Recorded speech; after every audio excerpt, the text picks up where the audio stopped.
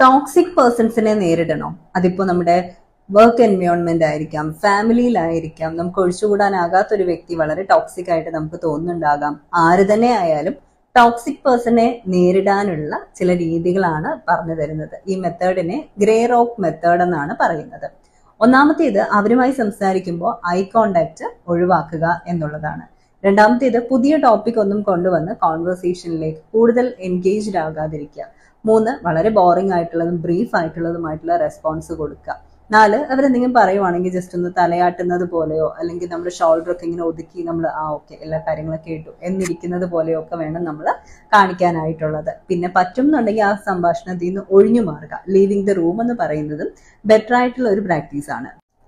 അവരോട് റിയാക്ട് ചെയ്യാണ്ടിരിക്കുന്നതാണ് ഏറ്റവും ബെറ്റർ ആയിട്ടുള്ളൊരു വേ എന്ന് പറയുന്നത്. കാരണം നമ്മൾ റിയാക്ട് ചെയ്ത് കഴിയുമ്പോഴാണ് അവരുടെ ടോക്സിറ്റി കൂടുതലായിട്ട് വരാൻ സാധ്യതയുള്ളത്. അപ്പോൾ ഒരുപാടൊന്നും നമ്മുടെ റെസ്പോൺസ് എന്താണെന്ന് അവർക്ക് മനസ്സിലാകാത്ത രീതിയിലും ആ ഒരു രീതിയിലൊക്കെ മാത്രമാണ് നമുക്ക് ഹാൻഡിൽ ചെയ്യാൻ പറ്റുന്നത്. ഒരു ഗ്രേ റോക്ക് പോലെ നമ്മളെ കീപ്പ് ചെയ്യുക. അങ്ങനെയാണ് ടോക്സിക് പേഴ്സൺസിനെ നേരിടാൻ സാധിക്കുക.